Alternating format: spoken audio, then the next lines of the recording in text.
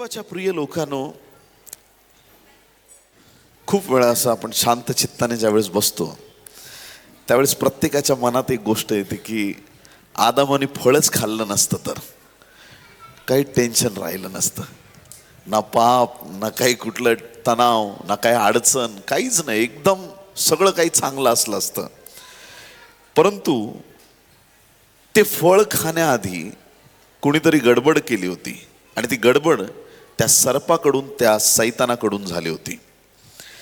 देवाच्या प्रिय संतगणांनो, हा सैतान जो आहे, दियाबल जो आहे, तो पूर्वी परात्पर परमेश्वराच्या पवित्र स्वर्गात असणारा एक फार सामर्थ्यवान दिव्यदूत होता. त्याच्याकडे कसा गर्व आला, कसं त्याला खाली फेकण्यात आलं आणि मग त्या दूताचा भूत कसा झाला हे आपल्याला ठाऊक आहे. देवाच्या प्रिय संतगणांनो, आज प्रभूच्या पवित्र वचनांवरती आपण मनन करीत असताना काही गोष्टी आपण समजून घेण्याचा प्रयत्न करूया की कशा प्रकारे परमेश्वर आपल्याला सैतानाच्या प्रत्येक कृत्यांवरती विजयी करत आहे. आमेन, हालेलुया. म्हणा, मी विजयी आहे. सैतानावरती विजय प्राप्त कसा केला जातो याकडे आज आपलं लक्ष आपण केंद्रित करणार आहोत. उत्पत्ती 3 अध्याय 1 ते 6 वचन आहेत. मानवाचे पतन. पटकन काही वचन आपल्यासाठी वाचतो, ऐका. उत्पत्ती 3. परमेश्वर देवाने केलेल्या सर्व वनचरात सर्प फार धूर्त होता. तो स्त्रीला म्हणाला, तुम्ही बागेतल्या कोणत्याही झाडाचे फळ खाऊ नये असे देवाने तुम्हाला सांगितले, हे खरे काय? फार चतुराईने, फार धूर्ततेने साप त्या हवेशी बोलत आहे. सर्प झाडावर आहे, म्हणजे तिथं त्या ॲटमॉस्फिअर मध्ये देवाने सांगितलंय त्या झाडाचं फळ खायचं. परमेश्वराने आदामाला आज्ञा दिली होती की त्या बऱ्या वाईटाचं ज्ञान करून देणाऱ्या झाडाचं फळ खाऊ. सगळ्यांनी म्हणा, नको. परंतु मानवी स्वभाव, जे नको ते करायला जास्त बरं वाटतं. एकाच दिवसात ते त्या भागेच्या मध्यभागीच्या झाडाकडे गेले नसतील. देवाने बनवलं, फळ खाऊ नको, तो डायरेक्ट उठला आणि डायरेक्ट फळ खायला गेला, असं बिलकुल नाही प्रियांनो. खूप कालावधी गेला असेल. आदाम हवा दोघं पण फिरत फिरत फिरत फिरत, अरे नको, त्या बाजूला झाड आहे, नको जायला, चल इकडून परत मागं जाऊ. अरे आपण आज किती जवळ गेलो होतो ना झाडाच्या, नकळत. काय नाही झालं आपल्याला, प्रभूला धन्यवाद, देव आहे ना, काय नाही झालं. मग परत अजून जवळ, अरे इथं गेलो तरी काय नाही झालं, अजून जवळ गेलो तरी काय नाही झालं, इथं उभं राहिलो तरी काय नाही झालं. असं करत करत एक दिवस आला की ते त्या झाडाच्या एकदम जवळ येऊन ठेपले. सैतान तिथं तयारीतच आहे. तो संधी शोधत असतो की कशा प्रकारे एखाद्याचा नाश करावा. काय परमेश्वराने तुम्हाला सांगितलं का दोघांना कुठल्याच झाडाचं फळ खाऊ नका? काय प्रश्न आहे.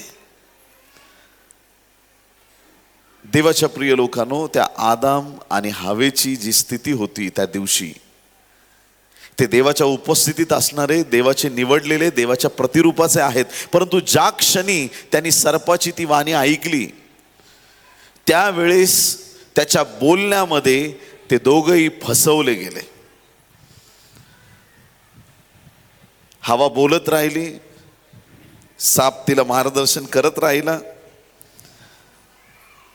स्त्रीने सर्पास म्हटले, बागेतल्या झाडांची फळे खाण्याची आम्हाला मोकळीक आहे, पण बागेच्या मध्यभागी असलेल्या झाडाच्या फळाविषयी देवाने सांगितले आहे की ते खाऊ नका, त्याला स्पर्शही करू नका, कराल तर मराल. कराल तर मराल. स्पर्श जरी केला, खाल्लं जरी तरी मराल. सर्प स्त्रीला म्हणाला, तुम्ही खरोखर मरणार नाही, कारण देवाला हे ठाऊक आहे की तुम्ही त्याचे फळ खाल त्याच दिवशी तुमचे डोळे उघडतील आणि तुम्ही देवासारखे बरे वाईट जाणणारे व्हाल. देवासारखे व्हाल, बरे वाईट जाणणारे. परमेश्वर देवाने मातीपासून माणसाला बनवलं आणि कुणाच्या प्रतिरूपाचं बनवलं? स्वतःच्या, परमेश्वराने स्वतःच्या प्रतिरूपाचं मानवाला बनवलं. माणूस कुणासारखा तयार झाला? देवासारखा. देवाच्या प्रिय लोकांना कुणी म्हटलं ना तुझा देव कसा दिसतो, त्याला म्हणायचं माझ्या चेहऱ्याकडे नीट बघ, माझ्यासारखाच माझा देव दिसतो, कारण मी त्याच्या प्रतिरूपाचा आहे. हालेलुया.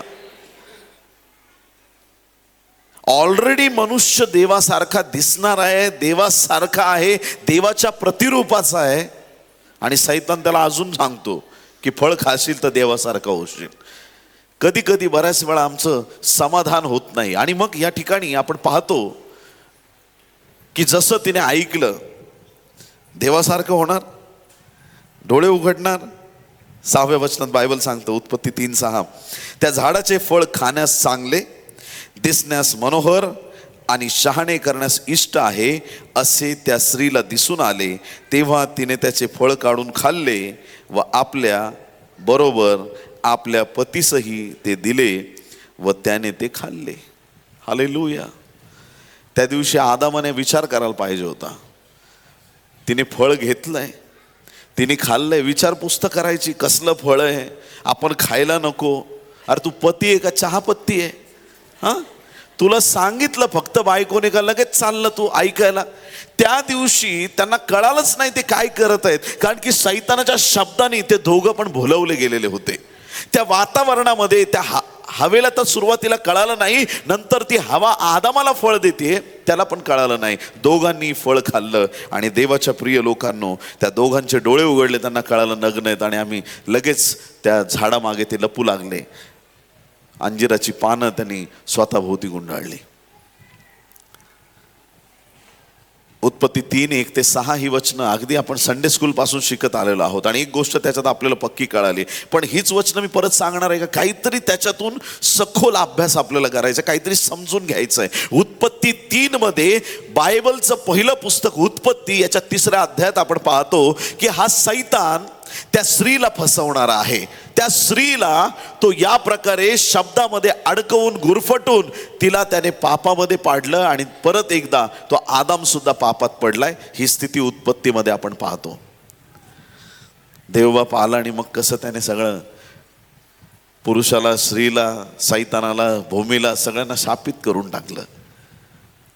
आणि मग आपण पुढं डायरेक्ट प्रकटीकरणाच्या पुस्तकात जर आपण 12वा अध्याय आणि 1 ते 18 वचन आपण पाहिले. 12वा अध्याय, प्रकटीकरण 12व्या अध्यायाच्या या पूर्ण 1 पासून 18 वचनांमध्ये सगळ्यात वरती टायटल दिलेलं आहे स्त्री व अजगर. सगळ्यांनी म्हणा स्त्री व अजगर. काही वचन वाचतो सुरुवातीपासून, पहिल्या वचनापासून ऐका. नंतर स्वर्गात एक मोठे चिन्ह दृष्टीस पडले. ते हे, एक स्त्री दिसली, ती सूर्य तेज पांघरलेली होती. अंगावरती काय पांघरलंय तिने? जसं तुम्ही शाल, स्टोल, अंगावरती ओढणी घेता, तसं या स्त्रीने अंगावरती सूर्य तेज पांघरलंय. सगळ्यांनी म्हणा सूर्य तेज. तिच्या पायाखाली चंद्र, तिच्या मस्तकावर 12 ताऱ्यांचा मुकुट होता. पायाखाली कोण? चंद्र, मस्तकावरती 12 ताऱ्यांचा मुकुट होता. ती गरोदर होती आणि वेणा देऊन प्रसूतीच्या कष्टांनी ओरडत होती. स्वर्गात दुसरे एक चिन्ह दृष्टीस पडले. ते हे, पहा, एक मोठा अग्निवर्ण अजगर दिसला. त्याला 7 डोकी व 10 शिंगे होती आणि त्याच्या डोक्यावर 7 मुकुट होते. या ठिकाणी त्या अजगराचं वर्णन केलंय, त्या स्त्रीचं वर्णन केलेलं आहे. या ठिकाणी बायबलचं वचन काय सांगतं जरा थोडंसं लक्ष देऊन ऐका. ज्या स्त्रीच्या डोक्यावरती 12 ताऱ्यांचा मुकुट आहे, पायाखाली चंद्र आहे, अंगावरती तिने सुवर्ण तेज, तिने सूर्य तेज आपल्या अंगावरती पांघरलेला आहे, अशी स्त्री आहे. आणि त्या अजगराबद्दल वर्णन केलेलं आहे. ही स्त्री गरोदर आहे.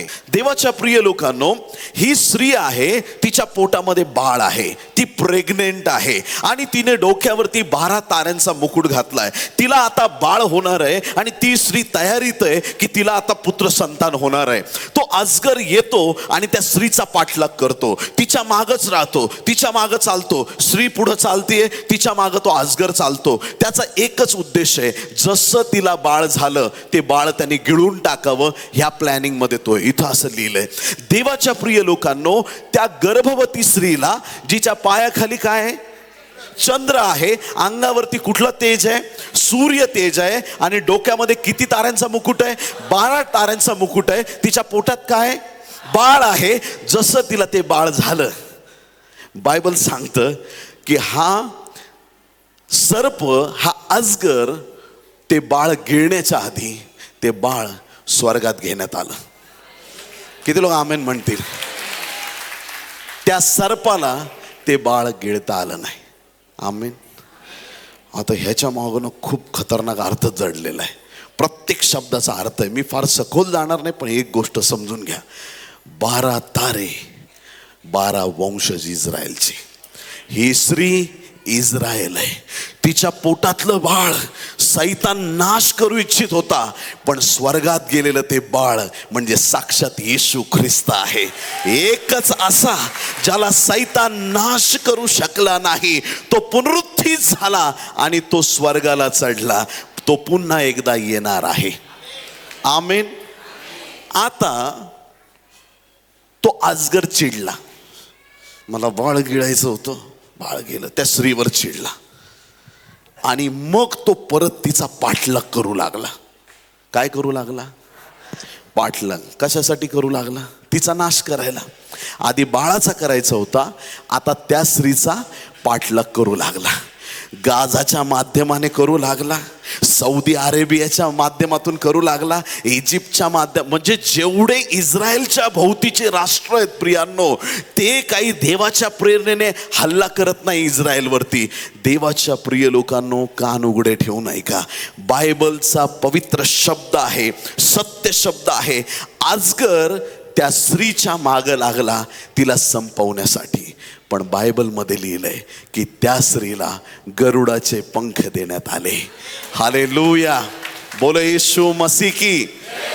त्या स्त्रीला गरुडाचे पंख देण्यात आले आणि ती स्त्री उडून रानात निघून गेली आणि त्या सापाच्या हाती ती सापडली नाही. किती लोक आमेन म्हणणार आहेत? ऍक्च्युली ह्याच्यात ना ही वचनं आहेत, हे आत्ता जे घडतंय ते सगळं क्लिअर कट माझ्या बायबलमध्ये लिहिलेलं आहे, तुमच्या बायबलमध्ये लिहिलंय. मी तुम्हाला कान उघडे ठेवून ऐका. एक महत्त्वाचा संदेश देत आहे. जगामध्ये अनेक देश आहेत, त्यात एक असा देश आहे ज्या देशाचा पूर्ण प्रत्येक एअरपोर्ट पासून कुठेही जा तुम्ही, एक तुम्हाला राष्ट्रीय पक्षी दिसेल, गरुड, आणि तो देश म्हणजे अमेरिका आहे. इस्रायलला गरुडाचे पक्षाचे पंख प्राप्त झाले. याचा अर्थ इस्रायलला अमेरिका मदत करणार आहे, हे आधीच बायबलमध्ये लिहून ठेवलेलं आहे. हालेलुया. बोल येशू मसीह की. सांगण्याचं तात्पर्य हे, आता ह्या दोन्ही गोष्टी लक्षात ठेवा. उत्पत्ती 3, प्रकटीकरण 12. सगळ्यांनी म्हणा, उत्पत्ती 3, प्रकटीकरण 12. उत्पत्ती 3, प्रकटीकरण 12. तिकडं हवा आहे आणि इकडे इस्रायल आहे. जुन्या करारात कोण आहे? हवा आहे. नवीन करारात कोण आहे? इस्रायल आहे. तिच्या माग सैतान लागला, तिला फसवून टाकलं. हिच्या माग सैतान लागला, पण तो तिला फसवू शकला नाही. देवाने इस्रायलचा बचाव केला. मला हे कळत नाही, सैतान नुसता स्त्रियांच्या माग का पळतोय? हालेलुया. पॉवरफुल वचन आहे. हालेलुया. आता मी तिसऱ्या टप्प्यात आपल्याला घेऊन जाणार आहे. सगळे ऐकता लक्ष देऊन.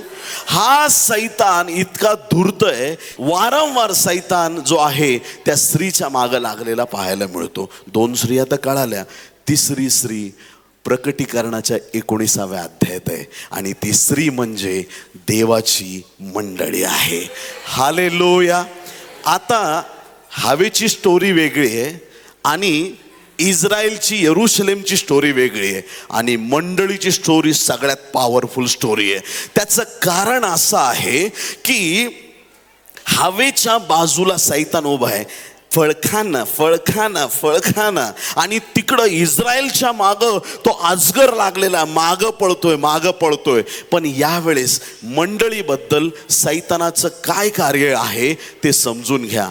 देवाच्या प्रिय लोकांनो, हवेच्या जवळ तो सैतान उभा राहिला असेल, इस्रायलच्या मागे सैतान पळाला असेल, पण मंडळीच्या पायाखाली सैतान आहे. कारण की देवाने मंडळीला महाविजेता केलेला आहे. आम्ही इस्रायल नाही, आम्ही हवा नाही, आम्ही जिवंत देवाची मंडळी आहोत. सैतानाचं प्रत्येक कार्य देवाने तुमच्या पायाखाली ठेवलेलं आहे. आमेन.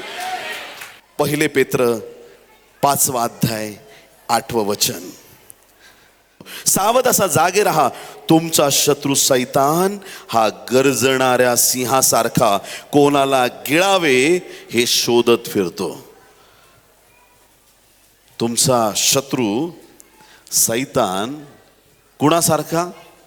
गर्जणाऱ्या सिंहासारखा कोणाला गिळावे हे शोधत फिरतो. वास्तविक गिळायचं काम फक्त साप करतो. सिंह जो आहे तो चावून बिवून खातो व्यवस्थित. ऐकताय तुम्ही? मग हा एक वेगळाच सिंह आहे, भलताच आहे काहीतरी, की ज्याला फिरायला आवडतं, शोधत राहतो इकडं तिकडं, कोण भेटतंय आणि भेटलं का त्याला गिळंकृत करतो. असा हा तुमचा शत्रू सैतान आहे.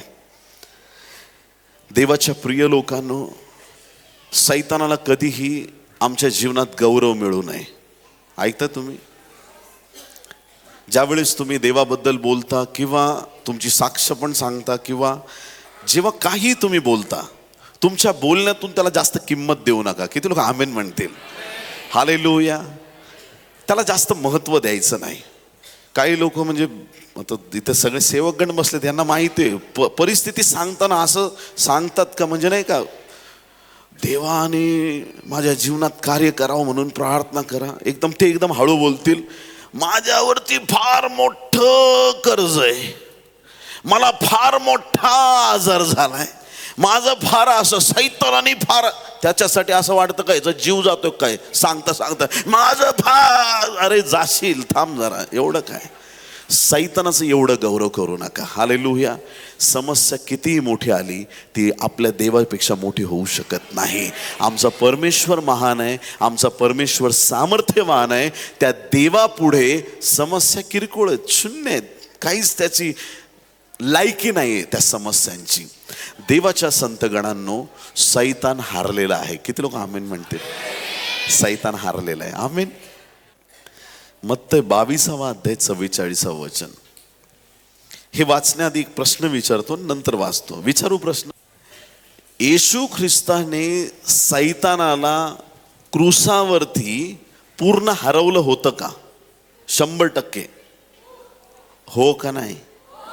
100% सैतानाला तुडवलं पायाखाली, त्याला हरवलं. तुम्ही कन्फ्यूज आहेत का? मग मोठ्याने बोला. सैतान हरलेला आहे 100% क्रूसावरती. मग आता मी थोडंसं कन्फ्यूज करतो तुम्हाला, बायबल वाचून ऐका. मत्तय 22:44. परमेश्वराने माझ्या प्रभूला सांगितले, मी तुझ्या शत्रूंना तुझ्या पायाखाली घालीपर्यंत तू माझ्या उजवीकडे बस. आमेन. येशू ख्रिस्त कुठं बसलाय आत्ता सध्या? पित्याच्या उजवीकडं. त्याला तिथं बसवलंय स्वर्गात, पित्याच्या उजवीकडं. पुनरुत्थित होऊन येशू ख्रिस्त स्वर्गारोहणात स्वर्गाला गेला आणि पित्याच्या उजवीकडं बसला. आमेन. जरा जोरात आमेन. प्रभूला धन्यवाद. येशू जर पित्याच्या उजवीकडे बसलेला आहे आणि येशूने ऑलरेडी क्रूसावरती सैतानाला हरवलंय, तर इथं बायबल असं का सांगतंय की तुझ्या सर्व शत्रूंना तुझ्या पायाखाली घालेपर्यंत पित्याच्या उजवीकडे बस.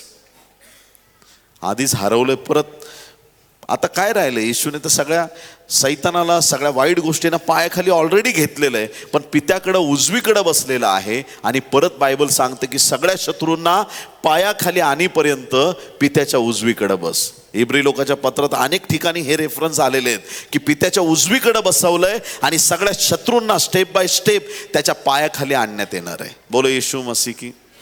याचा काय अर्थ आहे लक्षात घ्या. वधस्तंभावर ख्रिस्त खेळला, तो त्याचं शरीर त्याचं शरीर जे 2000 वर्षापूर्वी होतं ते वधस्तंभावरती खेळलं. देवाचा पुत्र येशू ख्रिस्त वधस्तंभावरती खेळला. पण एक गोष्ट त्या दिवशी घडली, सैतानाला पायाखाली तुडवलं आणि त्यानंतर येशू ख्रिस्त मस्तक झाला आणि मंडळी शरीर झालं. आमेन. येशूला नवीन शरीर प्राप्त झालं आणि ते शरीर म्हणजे मंडळी आहे. सैतानाच्या प्रत्येक कुयुक्त्या येत्या दिवसात मंडळीच्या पायाखाली तुम्हाला दिसणार आहेत. हालेलुया, बोले येशू मसीह की. ख्रिस्ताला लाभलेल्या या मंडळी रूपाच्या नवीन शरीराच्या पायाखाली सर्व शत्रू आणीपर्यंत उजवीकडे बसायला सांगितलंय. ज्या दिवशी आमचं काम संपेल, किती लोक आमेन म्हणतील? हालेलुया. येशूने काम पूर्ण केलं, आता आमचा टर्न आहे, आमचं काम पूर्ण करायचं. किती लोक आमेन म्हणतील? जिथं सुवार्थ नाही तिथं सुवार्थ सांगायला जा. किती लोक आमेन म्हणणार आहेत? सगळे शत्रू मंडळीच्या पायाखाली परमेश्वर घालत आहे. रोज परमेश्वर मंडळीला विजयी करत चाललेला आहे. मंडळी देवाच्या गौरवाने भरत चाललेली आहे. जगामध्ये मंडळीचं स्थान फार वेगळं असणार आहे. जसं त्या मिसर देशामध्ये 10 पिढ्या आल्या, त्या फक्त मिसरच्या लोकांवरती आल्या, मिसरी लोकांवरती आल्या. त्यातली एकही पिढा इस्रायल लोकांवर आली नाही. आमेन, हालेलुया. या शेवटच्या काळात पण असंच होणार. संकट दिसतील पण मंडळी सुरक्षित राहील. जगात अडचणी वाढतील पण देव तुमची काळजी घेईल. हालेलुया. लोक घाबरून जातात, पास्टर शेवटच्या काळात दुष्काळ होणार आहे, मग आपलं काय होणार? मग बँक भरू का दशमांश देऊ? देवाच्या प्रिय लोकांनो, आज आम्हाला एवढं सतर्क व्हायचंय. आज आम्हाला ही जाणीव ठेवायची, दुष्काळ जरी आले, एलियाचा देव आमचा परमेश्वर आहे. जगासाठी दुष्काळ आहे, दुष्काळ एलियासाठी होता का? देवानी कावळे पाठवले. हालेलुया. कावळ्यांना पाठवलं गरज पूर्ण करायला. सारफतच्या विधवेला सिद्ध केलं त्याची गरज पूर्ण करायला. प्रभूची स्तुती असो. हा देव तुमचा आणि माझा परमेश्वर आहे. शेवटच्या काळात महागाई वाढली तरी घाबरायचं नाही. आंदोलन करण्यापेक्षा प्रार्थना करा. किती लोक आमेन म्हणतील? महागाई जगासाठी आहे, तुमच्याकडे पुरून उरणारे आशीर्वाद आहेत. हालेलुया. 10,000 रुपये लिटर जरी पेट्रोल झालं तरी तुमची गाडीचा टँक फुल असणार आहे. चॅलेंज देऊन सांगतो, कारण ज्या देवाच्या सेवेला तुम्ही उभे आहात तो तुमची गरज पूर्ण करणारा परमेश्वर आहे. संकट जगासाठी आहेत, मंडळीसाठी नाही. मंडळी सुरक्षित आहे, देवाचे लोक सुरक्षित आहेत, तुमचं जीवन आशीर्वादित आहे, कारण देवाने सैतानाला मंडळीच्या पायाखाली ठेवलेलं आहे. किती लोक आमेन म्हणणार आहे? बोला येशू मसीह की. स्तोत्र 91:13 सगळ्यांचं आवडतं वचन. तू सिंह व नाग यांच्यावर पाय देऊन चालशील. कशावर? सिंह व नाग यांच्यावर पाय देऊन चालशील. तरुण सिंह व अजगर यांना तुडवत चालशील. प्रभूला धन्यवाद. सिंह गर्जणारा सिंह, अजगर ज्याने इस्रायलचा पाठलाग केला, ज्याने हवेला फसवलं, त्या अजगराला तुम्ही तुडवणार हे बायबलचं वचन आहे. त्या सिंहाला तुम्ही तुडवणार हे बायबलचं वचन आहे. देवाच्या प्रिय लोकांनो, परमेश्वराने आपल्याला आशीर्वादित केलंय. इफिस्करास पत्र 1 अध्याय 20 ते 23 वचन. इफिस्करास पत्र 1 अध्याय 20 ते 23 वचन ऐकूया. त्याने 30 कृती ख्रिस्ताच्या ठाई दाखवून त्याला मेलेल्यातून उठवले आणि सर्व सत्ता, अधिकार, सामर्थ्य, धनीपणा, सांप्रत आणि भावी युगातील कोणतेही नाव घ्या, त्या सर्वाहून त्याला उंच करून स्वर्गात आपल्या उजवीकडे बसवले. त्याने सर्व काही त्याच्या पायाखाली ठेवले. किती लोक आमेन म्हणतील? आता ह्या वचनात काय सांगितलंय? सर्व काही त्याच्या पायाखाली ठेवले. म्हणजे ती जी भविष्यवाणी आहे, ठेवणार आहे, ती पूर्ण झाली. सर्व काही त्याच्या पायाखाली ठेवले आणि त्याने सर्वांवर मस्तक असे व्हावे म्हणून त्यास मंडळीला दिले. हीच त्याचे शरीर, जो सर्वांनी सर्व काही भरतो, त्याने ती भरलेली आहे. आमेन. ख्रिस्त मंडळीचं मस्तक आहे प्रियांनो. हालेलुया. प्रभूची स्तुती असो. ज्यावेळेस एदेन बागेत परमेश्वराने आदामाला घडवलं होतं आणि आदामाला देवाने गाढ निद्रा लावली. सगळ्यांनी म्हणा गाढ निद्रा. जगातलं पहिलं ऑपरेशन परमेश्वराने केलं. आदाम शांत झोपलेला आहे. का बरं त्याने देवाने त्याचीच फासळी काढली? एदेन बागेतला बाकीचा चिखल संपला होता का? दुसरा पण घेता आला असता का? त्या आदामाचीच फासळी काढायची का? त्याच्यातूनच ती हवा आली पाहिजे. एदेन बागेत अजून पण माती चिखल मिळाला असता, परमेश्वराने त्याचा वापर नाही केला.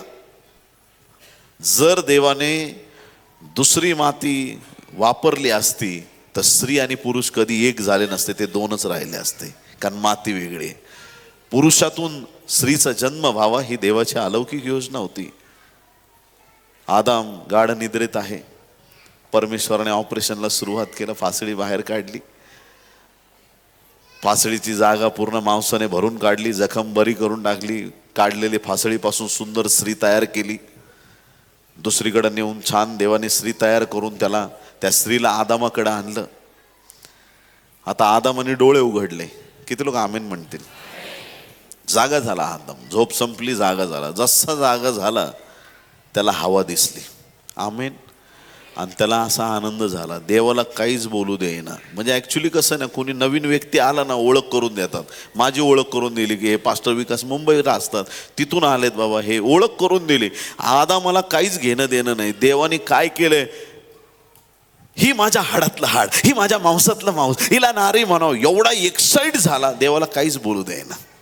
मला असं वाटतं त्या दिवशी शेवटचा बोलला असेल. Sorry, praise the Lord, hallelujah, प्रभूची स्तुती असो. देवाच्या प्रिय संतगणांनो, आपण पाहतो त्या आदामाच्या गाढ निद्रेमध्ये हवेचा जन्म झाला, त्याच्या स्त्रीचा जन्म झाला.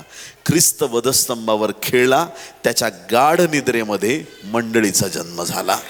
त्याच्या बलिदानाद्वारे जखम सारखीच आहे.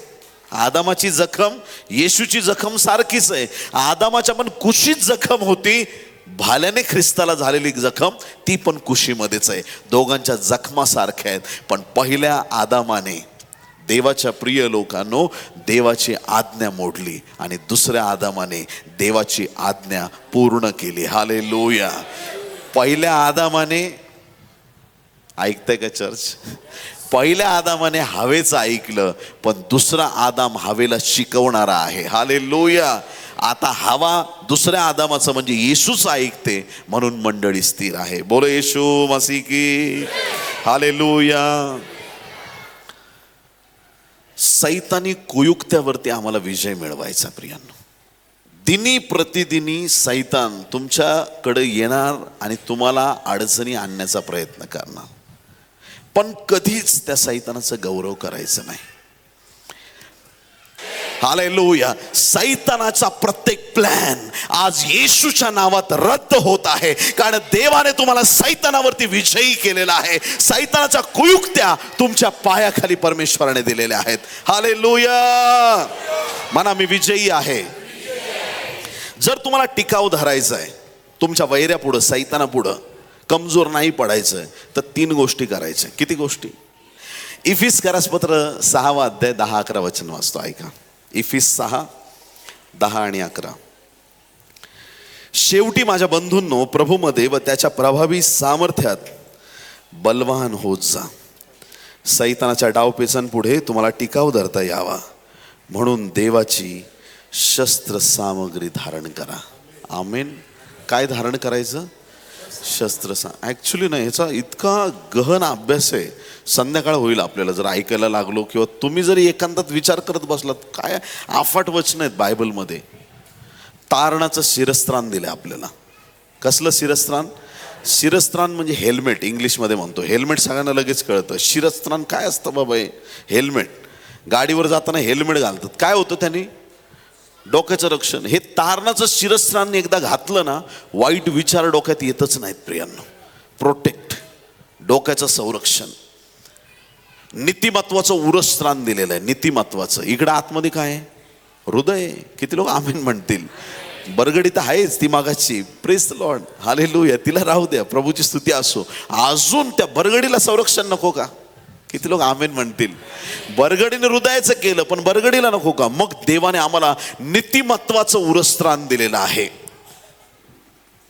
हे नीतिमत्वाचं उरस्त्राण परमेश्वराने आपल्याला दिले. डोक्यामध्ये तारणाचं शिरस्त्राण, नीतिमत्वाचं उरस्त्राण, कमरेला सत्याचा कमरबंद, जे खोटं बोलतात देव त्यांची बरोबर कंबर गळवून टाकतो, त्यांना एकदम त्रास होतो आहे ना. जे सत्य ते चालतात ते एकदम पॉवरमध्ये असतात. प्रत्येक गोष्टीमध्ये जे सत्य आहेत त्यांना काही घाबरायची गरज नसते. बोलो येशू मसीह की. लोक म्हणतात शेवटी सत्याचा विजय होतो का नाही होतो. पण मी तुम्हाला आता सांगतो, सुरुवातीला पण सत्याचाच विजय होतो. किती लोक आमेन म्हणतील. ऑलरेडी सत्य विजयी आहे. सत्य कधी हरतच नाही प्रियांनो. सत्य नेहमीच जिंकलेलं आहे. त्या सत्याचा कमरबंद देवाने घातलेला आहे. आमच्या पायामध्ये जोडे चढवलेत. सुवार्तेच्या पायी लाभलेली सिद्धता. तुमचे पाय कुठं कुठं चालणार आहेत देवाच्या सेवेसाठी, देवाला माहित आहे. ती सिद्धता तुमच्या पायी दिली आहे सुवार्तेची. प्रभूला धन्यवाद. 2 गोष्टी राहिल्या. एका हातात विश्वासाची ढाल आणि आत्मेची तलवार. म्हणजे काय? वचन. विश्वास पाहिजे. ढाल का म्हटलंय? ढाल काय करते? ढाल मारतो का आपण फेकून एखाद्याला? तलवारीने आघात करतो. ढाल कशासाठी आहे?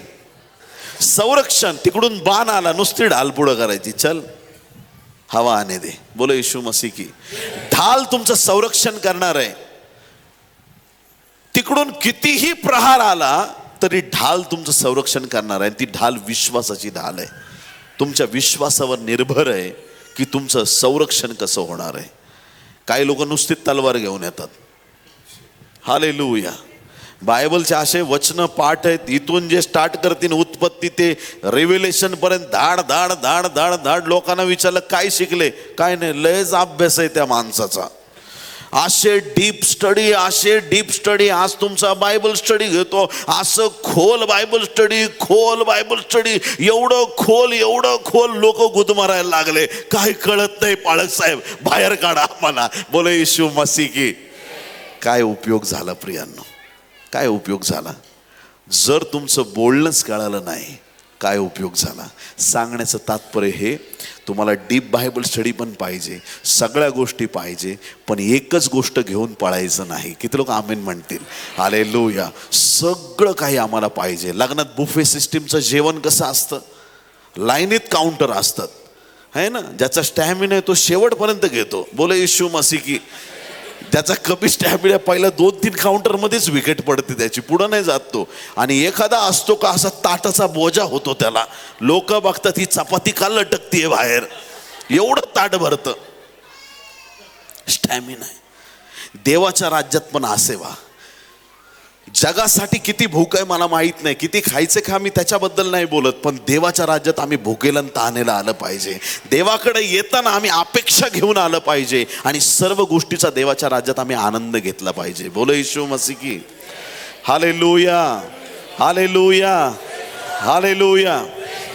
ही ढाल देवाने आम्हाला दिलेली, विश्वासाची आणि आत्म्याची तलवार. सैतानाला त्या डोंगरावरती हरवत असताना त्या परीक्षेच्या समय येशूने फक्त वचनच वापरलं. वचनाचा वापर करा. वचनाच्या वापराने परमेश्वर तुम्हाला सैतानावरती विजयी करणार आहे. ही सगळी शस्त्र सामग्री धारण करा. बघा ना कशी शस्त्र. माझ्याकडे बघताय सगळे, हो का नाही?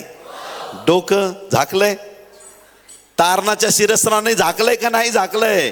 हृदय झाकलंय का? कमरबंद लावलाय का? पायात जोड्या आहे का? हातामध्ये ढाल आहे का? या हातात तलवार आहे का? पाठीला काय संरक्षण काय आहे का पाठीला? ख्रिस्ती लोकांच्या पाठीला संरक्षण नाही. पाठ उघडी आहे तुमची, पाठ उघडी आहे, पाठ उघडी आहे. देवाच्या सेवकांना तुमची पाठ उघडी आहे. का उघडी आहे माहिती आहे का? तुम्हाला गॅरंटी आहे माझ्या पाठीमागं सेवकच उभा आहे, तो माझा घात करणार नाही, मी चालत राहील. सगळं संरक्षण पुढं आहे, पाठ उघडी आहे. आणि जर कधी वैऱ्याला पाठ दाखवली तर माझा कार्यक्रम फिट आहे. पाठ दाखवणारे देवाच्या राज्यात चालत नाही. पाठ उघडी आहे. आज एक देवाच्या उपस्थितीत निर्णय घ्या. मी घेतलाय, तुम्ही पण घ्या. तो निर्णय असा आहे, या महाराष्ट्रात गेले कैक वर्ष लोक प्रार्थना करतायत, मराठी सेवक तयार कर, मराठी सेवक तयार कर. आणि मराठी सेवक तयार झाले महाराष्ट्रामध्ये का लोक कुजबुज करतात, हा पास्टर असा, तो पास्टर तसा. काही माहीत नसतं, पण उगाच सेवकांना नावं ठेवतात. माझ्या समोर जर कोणी बोलायला लागलं की ते पास्टर आहेत ना त्यांचं असं, मी म्हणतो तोंड बंद कर आणि तुझी ती बकवास तिकडे बाहेर जाऊन कर. मी माझ्या मराठी सेवकाबद्दल एक शब्द ऐकून घेणार नाही. किती लोक आमेन म्हणतील? हालेलुया. बाकी सगळ्यांबद्दल प्रीती आहे, पण मराठी सेवक उठत आहेत प्रियांनो. महाराष्ट्रामधून एक मोठी देवाची सेना तयार होत आहे. मग आम्ही का ऐकायचं? कुणी तुम्हाला म्हणेल पाडळे बाबा असं तसं हे ते, आणि मग तसं तसं तुम्ही काय म्हणायचं? बोल, लय बरं वाटतंय, बोल बोल बोल, अजून बोल, अजून देवाच्या सेवकाबद्दल. तो तर नरकात जाईल, पण तुम्ही हो म्हणल्यामुळं तुमचं पण तिकीट कन्फर्म झालं. ऐकताय तुम्ही चर्च? देवाच्या सेवकाची कधी निंदा करायची नाही. किती लोक आमेन म्हणणार आहेत? हालेलुया. तुमची प्रार्थना, तुमचं वचन, तुम्हाला दिलेली कृपादानं, तुमचे आशीर्वाद तुम्ही एका चुकीमुळे सगळं घालवून टाकलं. सेवकांची कधीच बदनामी करू नका. एवढी हिंमत बाळगा ना, एवढं प्रेम तयार करा की डायरेक्ट तुम्हाला जाऊन भेटता आलं पाहिजे, डायरेक्ट विचारता आलं पाहिजे, पाळक साहेब ते मी असं असं ऐकलं, तुम्ही असं केलं का, असं म्हणायची तुमची हिंमत झाली पाहिजे. ते सेवक एवढे सामर्थ्यवान आहेत देवाचे, ते तुम्हाला सांगतील खरं काय खोटं काय. पण कोणाचं ऐकून कुठल्या देवाची सेवकाची निंदा करू नका. किती लोक आमेन म्हणतील? या महाराष्ट्राच्या भूमीवर मला जिथं जिथं लोक बोलले हा सेवक असा आणि तसा, तिथं जागेवर त्यांचं तोंड बंद करायला लावलं. आम्ही ऐकून घेत नाही, तुम्ही पण ऐकून घ्यायचं नाही. आमेन. सगळ्यात पहिली गोष्ट आम्ही करणार, परमेश्वराची, आमच्या देवाची शस्त्र सामग्री धारण करणार. एक दिवशी दावीद गल्ल्यात अशी लढायचं त्याला होतं, आणि त्या दिवशी त्याने शाऊलाची शस्त्र सामग्री धारण केली आणि त्याला ती नकोशी वाटली, त्याला ती पेलवत नव्हती, त्याने ती घेतली नाही आणि आपल्या स्टाईलमध्ये जाऊन त्याने युद्ध लढलं. आज देवाच्या प्रिय लोकांनो, आम्हाला पवित्र आत्मा दिलेला आहे. किती लोक आमेन म्हणतील? बिना पवित्र आत्म्याची देवाची शस्त्र सामग्री धारण करायला लागला तर जागेवरच खाली कोसळाल. कळायलंय का नाही कळायलंय? आमच्या आत देव आहे की नाही, देवाचा आत्मा आहे की नाही आतमध्ये. ह्या आत्म्याला, ह्या देवाच्या आत्म्याला, हा देव असलेला आत्मा आहे, त्याला देवाची शस्त्र सामग्री पाहिजे, माणसाची चालणार नाही. पेत्राला ऑलरेडी सांगितलं, तलवारीने लढणारे तलवारीने मरतील. परत कान चिकटवून टाकला. बोले येशू मसीह की हालेलुया. देवाच्या प्रिय लोकांनो, आज आम्हाला देवाची शस्त्र सामग्री धारण करायची. पहिली गोष्ट, पूर्ण तयारीत यायचं. चर्चला येताना पूर्ण तयारीमध्ये यायचं. बायबल घरी विसरायचं नाही. आमेन. हालेलुया. प्रार्थनेला जाताना तयारीने जायचं, प्रार्थनापूर्वक जायचं. परमेश्वर तुमचं रक्षण करणार. परमेश्वर सैतानाच्या कुयुक्त्यावर तुम्हाला जय देणार. आज आमचा युनिफॉर्म म्हणजे देवाने दिलेली शस्त्र सामग्री आहे. ही धारण केली ना का सैतान तिकडे थरथर, नाही बाबा हा फुल पोशाख मध्ये, याला काय करू शकत नाही. हालेलुया. सैतान तुमच्यापासून पळून जाईल, कारण तुम्हाला देवाने त्याचा आशीर्वाद दिलेला आहे, त्याची शस्त्र सामग्री दिली आहे. आमेन. दुसरी गोष्ट, याकोब 4:7, म्हणून देवाच्या अधीन व्हा आणि सैतानाला अडवा, म्हणजे तो तुमच्यापासून पळून जाईल. आमेन. देवाच्या अधीन व्हायचं आणि सैतानाला अडवायचं. काही लोक खूप सैतानाशी लढत राहतात. ऐकताय तुम्ही चर्च? नीट ऐका, लक्ष देऊन, फार महत्वाचं आहे. सैतान तुमचा वेळ चोरतो, तो तुम्हाला कुठंतरी गुरफटून टाकतो. तुम्ही लढत राहता, लढत राहता, लढत राहता. परमेश्वराची इच्छा आहे की तुम्ही तुमचा वेळ, अनमोल वेळ, ह्या लढाईमध्ये जी ऑलरेडी येशूने जिंकली आहे त्याच्यात वेळ घालवू नका. ऐकताय तुम्ही? काही लोकांमध्ये असा गैरसमज बसलेला आहे, मी 100 दिवस उपवास केले तर मला शैतानी शक्तीवरती विजय मिळेल. कसा विजय मिळेल? जो ऑलरेडी ख्रिस्ताने वधस्तंभावर विजय मिळवून दिलेला आहे, तो विजय प्राप्त करण्यासाठी परत उपवास प्रार्थनेची काय गरज आहे? ऐकताय तुम्ही? देवाच्या प्रिय लोकांना, ऑलरेडी परमेश्वराने तुम्हाला आशीर्वादित केलेला आहे. ऑलरेडी परमेश्वराने आधीच तुमच्या जीवनामध्ये त्याची कृपा पुरवलेली आहे. सैतानाशी लढणं देवाच्या प्रिय लोकांनो, याच्यासाठी देवाने आम्हाला बोलवलेलं नाही आहे. ऐका, फार महत्वाचं आहे. आमचं युद्ध आकाशातील दुरात्म्याबरोबर आहे. हे दुरात्मे कोण आहेत? सैतानाची पिल्लं आहेत. त्यांच्याबरोबर आमचं युद्ध आहे. परंतु देवाचं वचन सांगतं की युद्ध जे आहे ते ऑलरेडी परमेश्वराने आम्हाला जिंकून दिलेलं आहे. आमेन. सैतानाला अडवा म्हणजे तो तुमच्यापासून पळून जाईल. गव्हर्नमेंटची एक योजना आली होती मध्यंतरी, चालू आहे. पाणी अडवा, पाणी जिरवा. सगळ्यांनी म्हणा, पाणी अडवा, पाणी जिरवा. आहे की नाही? करंजीच्या घाटात वगैरे इकडे जाताना रस्त्याने पूर्ण बरोबर डोंगराला खाचे मारलेले आहेत. पाणी अडवा, पाणी डोंगरांमध्ये जिरवलं जातं. डोंगरावर पाऊस पडला, पाणी अडवा, पाणी जिरवा. आज नवीन म्हण तुम्हाला शिकवतो, सैतानाला अडवा, सैतानाची जिरवा. Praise the Lord, hallelujah. त्याला अडवण्यासाठी विश्वासाची ढाल पुरेशी. हालेलुया. आज समजा उदाहरणार्थ तुम्ही घरात बसलायत आणि तुम्हाला सारखं वाटतंय सैतान तुमच्यावर हल्ला करतोय. तुम्ही दिवसभर इथं प्रार्थना करत बसले, सैतान तू जा इथून, जा इथून, जा इथून. तो खिडकून होतो, नाही मी इथंच फिरत राहणार, मी इथंच राहणार, मी इथंच राहणार, मी नाही जाणार. तो इकडून तिकडून तुम्हाला त्रास देतो. तुम्ही त्याच्याशीच भांडण्यात आणि बोलण्यात वेळ घालवला आणि कोणीतरी वाट बघतंय, त्यांना सुवार्तेची गरज आहे. प्रभू म्हणतो त्याला अडवायचं, ए तू थांब, इकडे येऊ नको, आणि तुम्हाला तुमचं काम करायचं आहे. हालेलुया. सैतानाला वेळोवेळी आम्हाला अडवता आलं पाहिजे.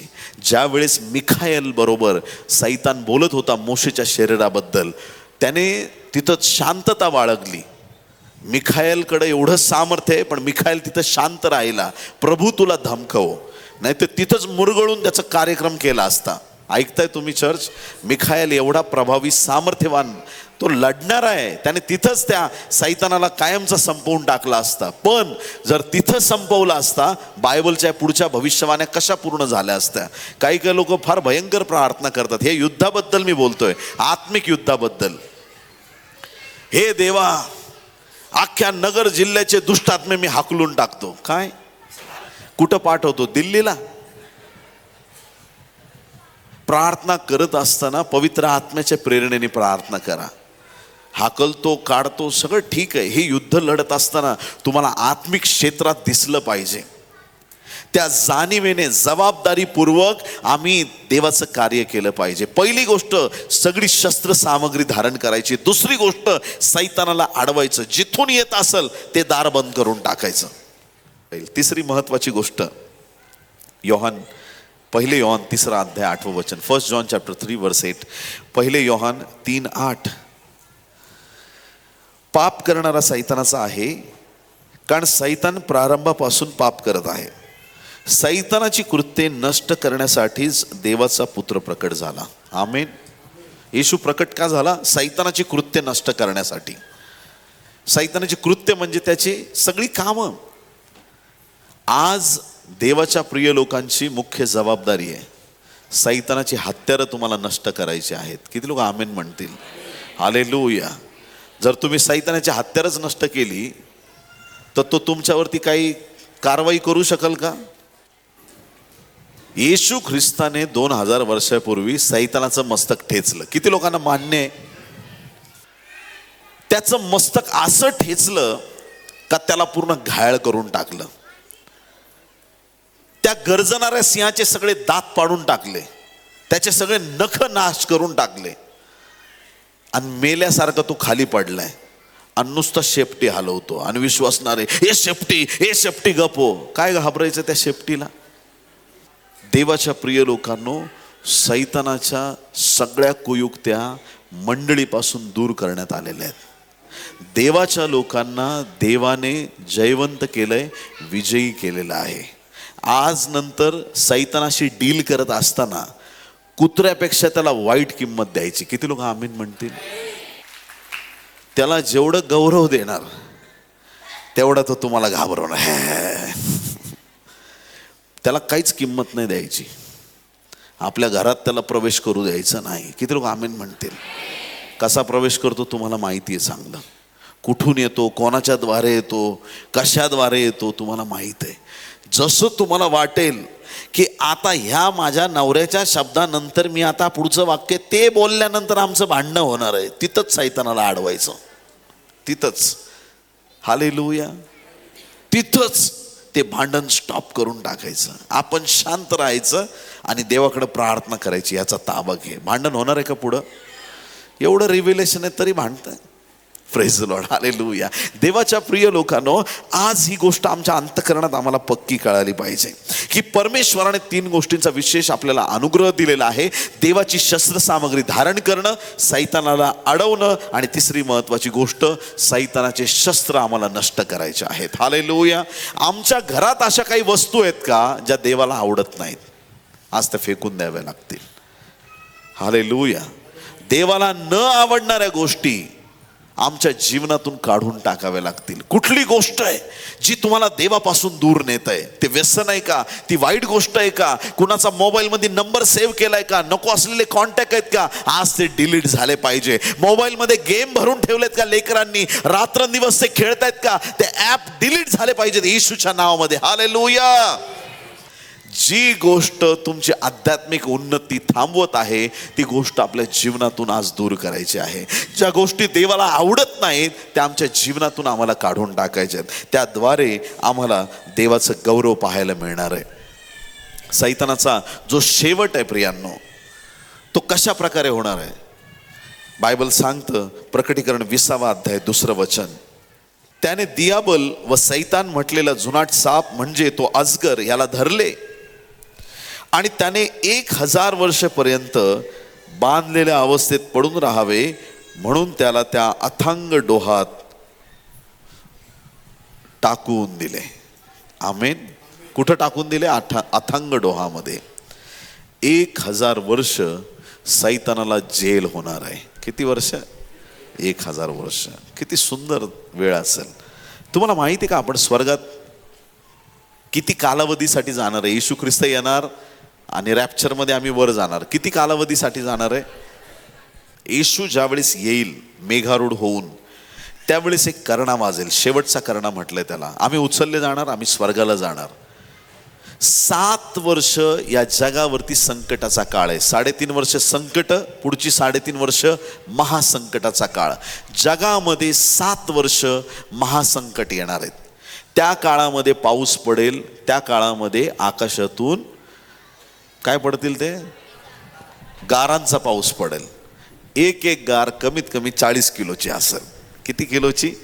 40 किलोची. फार भयंकर दिवस येणार आहेत. एक दिवस असा येईल की जगामधले एक पण बेट, म्हणजे श्रीलंका, मॉरिशस, हे सगळे इंडोनेशियाचे देश, जे जे लहान लहान बेट आहेत ती एक पण जागेवर राहणार नाहीत. सगळे हादरून जातील. असे भूमिकंप येणार आहेत, सुनामी येणार आहेत, राष्ट्रांवरती उठणार आहेत, भयंकर गोष्टी घडतील. असं सूर्यावरती ज्यावेळेस ती वाटी देवाच्या क्रोधाची ओतली जाईल, त्याची उष्णता वाढेल. जगातल्या प्रत्येक माणसाला अंगावरती स्किनचा, चामडीचा कॅन्सर होईल. लोक रडत राहतील, मरण मागतील, पण त्यांना मरण येणार नाही. ते प्यायला पाणी मागतील, पण पिण्याच्या ऐवजी, त्या पाण्याऐवजी त्यांना रक्त प्यायला मिळणार आहे. जगातलं सगळं पाणी येत्या दिवसात रक्तामध्ये बदलणार आहे. तुम्ही चांगल्या हॉटेलमध्ये जेवायला जाल, पाणी जो म्हटल्यानंतर तिथं रक्त दिलं जाणार आहे. अशी भयंकर परिस्थिती येणार आहे. ह्या 7 वर्षाच्या महासंकटाच्या काळामध्ये देवाच्या प्रिय लोकांनो, असे लोक असतील की ज्यांनी ख्रिस्ताचा धिक्कार केलेला आहे, जे लोक देवापासून दूर राहिलेले आहेत, असे लोक जगामध्ये फार मोठ्या संकटाला सामोरे जातील. आणि त्याच वेळेस मंडळी जी उचलली गेलेली आहे, आपण 7 वर्ष कोकऱ्याच्या लग्नाची मेजवानी साजरी करणार आहोत. हालेलुया. जीवनी जल आम्ही त्या नदीचं पिणार आहोत. आम्ही जीवनी झाडाचं फळ खाणार आहोत. आम्ही मान्ना खाणार आहोत. आम्ही देवाची आराधना करणार आहोत. 7 वर्ष हे सेलिब्रेशनचे असतील. 7 वर्षानंतर आपण सगळे परत येणार आहोत. किती लोक आमीन म्हणतील? हालेलुया. बोलो येशू मसीह की. आम्ही स्वर्गाला आत्ता सध्या येशू आल्यावर फक्त 7 वर्ष जाणार, परत रिटर्न येणार. आणि येशू ख्रिस्त आल्या येशू ख्रिस्त आल्यानंतर जैतुनाच्या डोंगराला त्याची पावलं लागतील. आणि जो ख्रिस्त विरोधक अँटी ख्राइस्ट जगामध्ये काम करत असेल, येशू ख्रिस्त फक्त फुंकर मारेल आणि अँटी ख्राइस्ट मरून जाईल. हालेलुया. बोलो येशू मसीह की. येशूला कुठल्या हत्याराची गरज लागत नाही. हालेलुया. फक्त त्याची फुंकर काफी आहे. हालेलुया. तो फक्त असा शब्द बोलतो, काम होतं. फुंकर मारतो, काम होतं. त्याचं सामर्थ्य एवढं महान आहे. तो अँटी क्राइस्ट संपेल आणि मग परत एकदा त्या ठिकाणी त्या सैतानाला 1000 वर्ष जेलमध्ये टाकण्यात येईल. तुम्ही आणि मी जगावरती आम्ही राज्य करणार. आमेन. किती वर्ष? 1000 वर्ष. येत्या दिवसातले आमदार खासदार तुम्ही आहात, मंत्रिमंडळ तुम्ही आहात. हालेलुया. फरक काय असेल बघा. तुमचं राज्य किती पॉवरफुल असेल. तुम्ही म्हणाल कसं काय पॉवरफुल?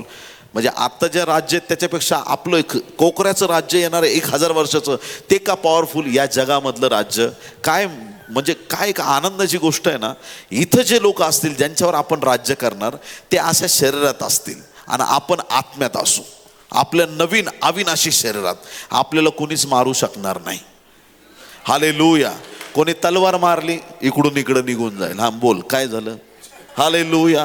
कोणी मारणार नाही. आणि आपण ना ख्रिस्तासारखे झालेले असणार. उदाहरणार्थ मी मुंबईत आहे आणि मला अचानक आठवण झाली दीपक पास्टरांना भेटायचं. मी लगेच आत्म्यात डायरेक्ट इथं हजर. काय म्हणता, कसं काय, बरं आहे का? मुंबईला या मीटिंगला प्रवासाची गरज पडणार नाही.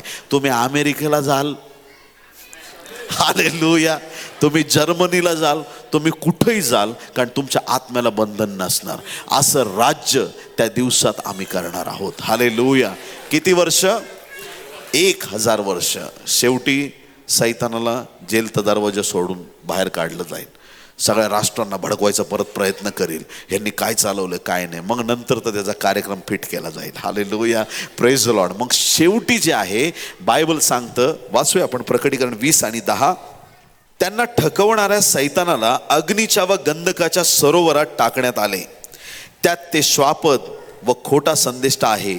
तेथे त्यांना रात्रंदिवस युगानुयुग पीडा भोगावी लागेल. आमेन. सैतानाला शेवटी कायमस्वरूपी नरकात टाकण्यात येणार आहे प्रियांनो. हालेलुया. बोलो येशू मसीह की. हा देवाचा पवित्र शब्द आहे. आणि जेव्हा त्याला नरकात टाकलं जाईल तिथून पुढं दुःख, मरण, यातना सगळं संपलं. काहीच नाही. सैतान गेला, मरण गेलं, अधोलोक गेलं, सगळ्या वाईट गोष्टी गेल्या.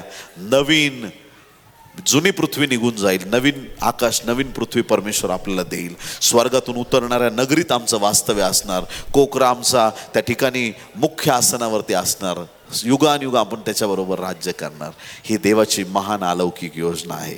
या योजनेत तुम्हाला कुठंतरी तुम्ही ऐकलं का की देव तुम्हाला सोडणार आहे, संकट येतील, असं होईल? ह्या दिवसात सगळ्यात गौरवी या जगात काय असेल तर ती देवाची मंडळी आहे प्रियांनो. हालेलुया.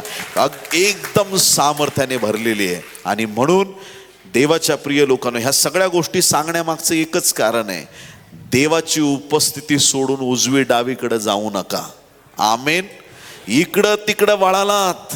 आता सध्या नगरमध्ये मला फारशी म्हणजे माहीत नाही किती कल्ट आहे, पण या दिवसामध्ये यरूशलेम मातावाले नको त्या गोष्टी पसरवणारे लोक एक ठिकाणी लोकांना फसवत चाललेले आहेत.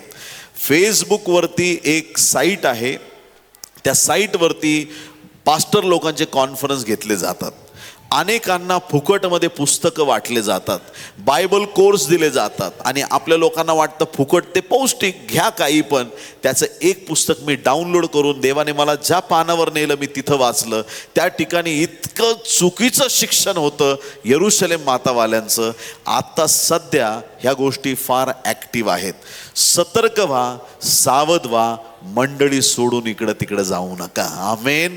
देवाच्या लोकांनी देवाच्या राज्यात स्थिर राहिलं पाहिजे. जिथं आम्हाला खरं शिक्षण मिळालं, जिथं आम्हाला देव मिळाला, ज्या व्यक्तीने आम्हाला प्रभूमध्ये आणलं, त्या देवाला धन्यवाद देऊन तिथं आम्ही स्थिर राहणं गरजेचं आहे. बोलो येशू मसीह की.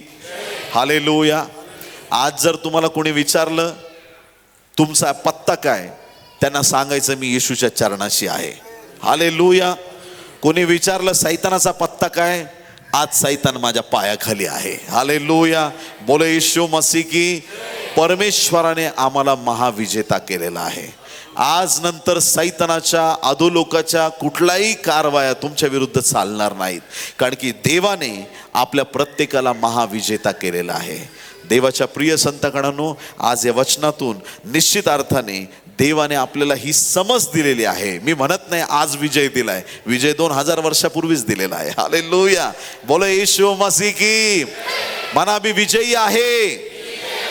अरे सैताना, मोठ्याने बोला, अरे सैताना, तुझं जे सामर्थ्य माझ्या विरुद्ध, माझ्या परिवाराविरुद्ध कार्य करत होत, तुझं सर्व सामर्थ्य, सैताना तुझं सामर्थ्य येशूच्या नावात, येशूच्या रक्ताद्वारे माझ्या पायाखाली मी तुडवत आहे. सैतानाच्या कुयुक्त्या येशूच्या नावात पायाखाली तुडवत आहे. मी विजेता आहे, मी जिंकलो आहे, मी विजेता आहे, मी महाविजेता आहे. बोला येशू मसीह की, येशू मसीह की.